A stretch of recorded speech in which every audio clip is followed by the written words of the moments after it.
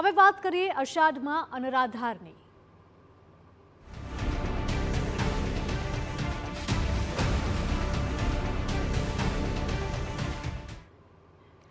મોરબી જિલ્લામાં ભારે વરસાદને પગલે ખેતરોમાં પાણી ભરાયેલા જોવા મળ્યા। માળિયા હાઈવે નજીકના ખેતરોમાં પાણી ભરાયા છે।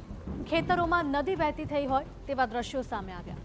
મોરબીના નાગડાવાસ ગામના ખેતરો અને માળિયા ગામ નજીક ખેતરો પાણીમાં ગરકાવ થયા છે। ખેતરોમાં પાણી ભરાતા પાકને નુકસાન થવાની ભીતિ સતાવી રહી છે। કપાસ, મગફળી અને તુવેર જેવા પાકોને નુકસાન થવાની શક્યતા છે। તો આપ જોઈ શકો છો કે મોરબીમાં ભારે વરસાદ વરસ્યો। અગાઉ પણ હવામાન વિભાગે આગાહી આપી હતી મોરબીમાં ભારે વરસાદ થઈ શકે છે અને આ સિસ્ટમ પણ ત્યાં સક્રિય હતી। તેવામાં ધોધમાર વરસાદને પગલે ખેતરો જળબંબાકાર થયા છે। માળિયા હાઈવે નજીકના અનેક ખેતરોમાં વરસાદી પાણી ભરાયેલા જોવા મળ્યા અને ખેતરોમાં જાણે કે તળાવ જેવા દ્રશ્યો પણ જોવા મળ્યા હતા।